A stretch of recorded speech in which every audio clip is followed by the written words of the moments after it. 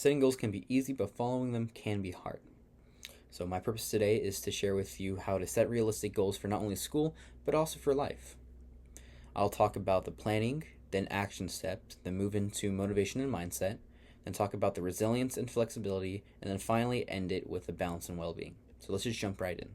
The planning phase. How do we plan for our goal that we have in mind? So in my personal opinion, if we don't have a clear outline, then things can get messy really fast. So how do we counter this? We can counter this by visualizing the end of our goal, then creating a timeline, and then figuring out an angle of attack which will work best for us. By doing all of this, it allows us to get an overall outlook on the work that needs to be done. Next, the action steps. How do we tackle this plan?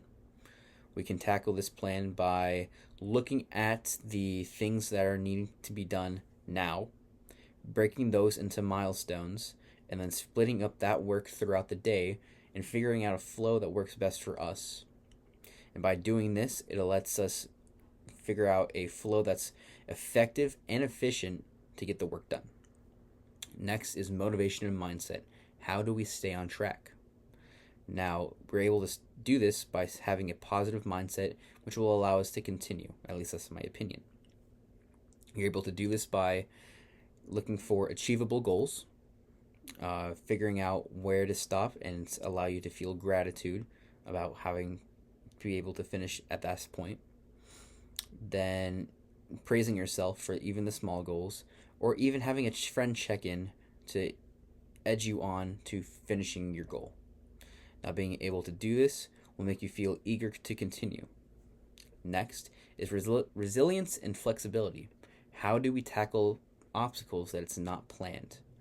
Now, it can be overwhelming, at least in my opinion, because it has happened to me before, when we don't have things go as planned.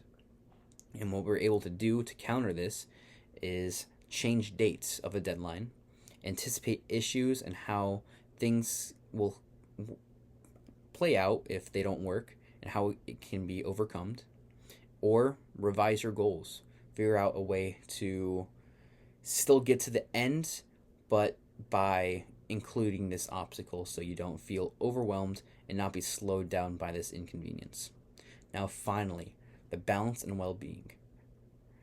How do we feel in the end, or how do we feel working through our goal? Now, in my opinion, balancing work and play is a must. So, how do you do this? You can do this by planning for downtime, taking breaks from the work.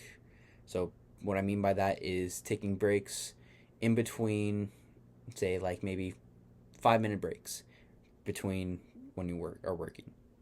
And then finally, praise yourself for the progress that you're doing. And by doing so, you won't get overwhelmed by all the work that you have or all the work that's leading up to your goal. And you won't want to stop or just drop the entire goal altogether. So let's conclude actually.